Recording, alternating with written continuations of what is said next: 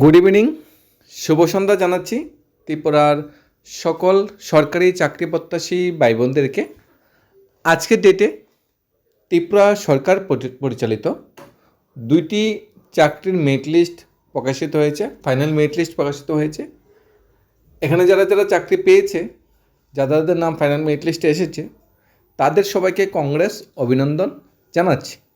Next চাকরির process কি, merit লিস্টের পর অফার জয়েনিং কীভাবে হবে, অফার কবে বন্টন করা হবে, জয়েনিং ব্যবস্থাপনা, স্যালারি, সমস্ত কিছু নিয়ে বিস্তারিত আমরা থাকছি এবং আপকামিং আর কোন কোন চাকরি মেরিট লিস্ট আসতে পারে এই মাসে সে বিষয়ে জানার চেষ্টা করব। সবচেয়ে প্রথম যে চাকরির মেরিট লিস্টটি প্রকাশিত হয়েছে 7/7/2026 ডেটে কিন্তু মেরিট লিস্টটা পাবলিশ করা হয়েছে। ডিএম অফিস, গুমতি যে ডিএম অফিস আছে উদয়পুর, গুমতি ডিএম অফিসে টেকনিক্যাল অ্যাসিস্ট্যান্ট এবং মাল্টিটাস্কিং স্টাফ নিয়োগের ভ্যাকেন্সি এসেছিল। Advertisement number 5/2026-27। ওই ভ্যাকেন্সিতে টেকনিক্যাল অ্যাসিস্ট্যান্ট এবং মাল্টিটাস্কিং স্টাফে যারা যারা ফাইনাল মেরিট লিস্টে স্থান পেয়েছে তাদের রোল নাম্বার এবং কোন ক্যাটাগরি E1 না SC না ST ক্যাটাগরিতে স্থান পেয়েছে সেটা এখানে উল্লেখ করা হয়েছে। যেমন টেকনিক্যাল অ্যাসিস্ট্যান্ট টোটাল 12 জন এখানে নাম এসেছে এবং মাল্টিটাস্কিং স্টাফ টোটাল 1 জনের নাম এসেছে। যারা যারা রোল নাম্বার ওয়াইজ নামে যারা সিলেক্টেড হয়েছে তাদের অফার বিলি বন্টন করা হবে। অফার বিলি বন্টন করা হবে সোসাইটি ফর এন্টারপ্রেনিউরশিপ ডেভেলপমেন্ট থেকে, সোসাইটি ফর এন্টারপ্রেনিউরশিপ ডেভেলপ সোফেট থেকে, ITI ইন্ডিয়ানগর থেকে অফার বিলি বন্টন করা হবে।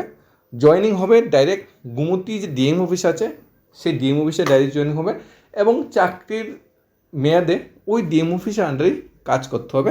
বিশেষ করে সেন্সাস 2027-এর জন্য এই ক্যান্ডিডেটগুলো নিয়োগ করা হয়েছে। ভবিষ্যতে চাকরি এক্সটেনশন হতেও পারে, নাও হতে পারে, সেটা এখন কিছু বলা যাচ্ছে না। তবে স্যালারি ঠিকঠাক, একদম ত্রিপুরা সরকারের অধীনে direct recruitment, outsourcing base job এটা। দ্বিতীয় চাকরির যেটা মেরিট লিস্ট প্রকাশিত হয়েছে সেটাও আমরা দেখে নিচ্ছি। দ্বিতীয় চাকরির মেরিট লিস্ট প্রকাশিত হয়েছে ফরেস্ট ডিপার্টমেন্ট থেকে। ত্রিপুরা ফরেস্ট ডিপার্টমেন্টের অধীনে যে IGDC যে প্রজেক্ট আছে, এই প্রজেক্ট অধীনে biodiversity expert, institutional expert, project implementing officer নিয়োগের ভ্যাকেন্সি এসেছিল, যার অ্যাডভার্টাইজমেন্ট নাম্বার 26/27/3/26।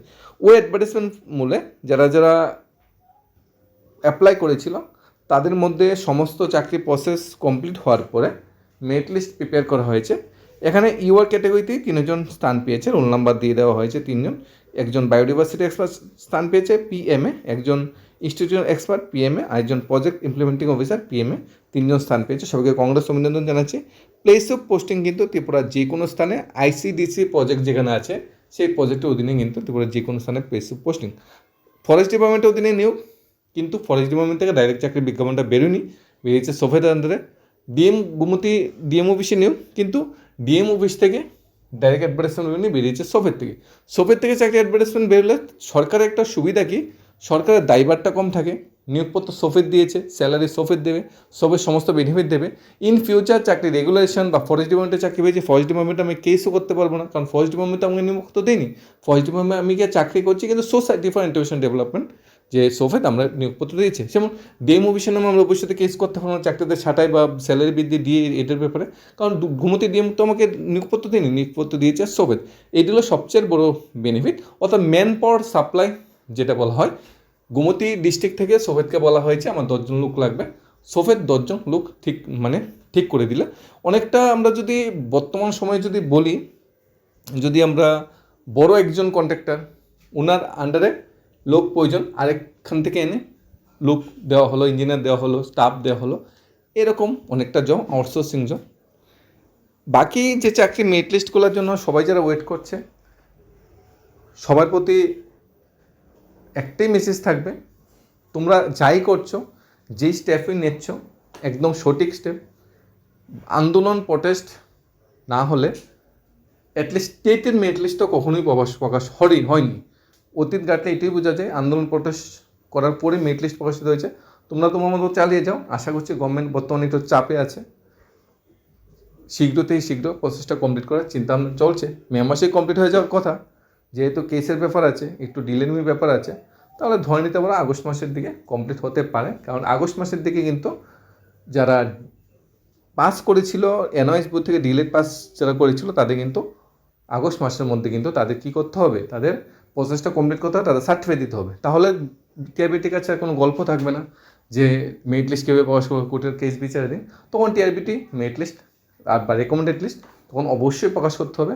এবং সবচেয়ে বড় নিউজ যেটা, 1 মাস দেরি হলেও চলবে, কিন্তু সবাইকে যাতে একসাথে নিয়োগ করা হয় সেটি আমাদের আবেদন থাকবে।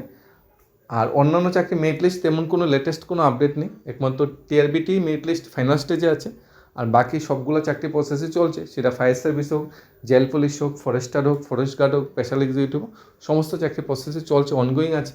আশা করছি শীঘ্র থেকে শীঘ্র সেগুলা কমপ্লিট করার চিন্তা ভাবনা সরকার করবে। ধন্যবাদ।